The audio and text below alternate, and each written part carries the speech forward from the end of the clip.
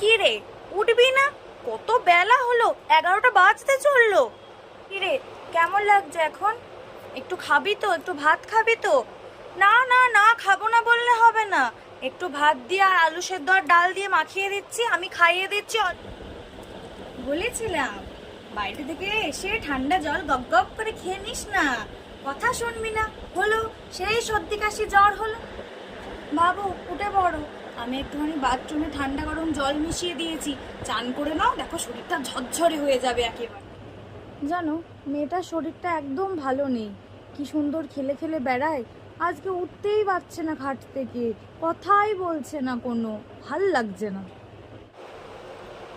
হ্যাঁ গো, সবাই ভালোই আছে, শুধু বাবার শরীরটা ভালো নেই। কতবার বলেছি ওই রাস্তা দিয়ে ঘুরে এসে ফ্রিজের ঠান্ডা জল খাস না। কে কার কথা শোনে? তখন তো একদম ফ্রিজের জল, কিচ্ছু হবে না, কিচ্ছু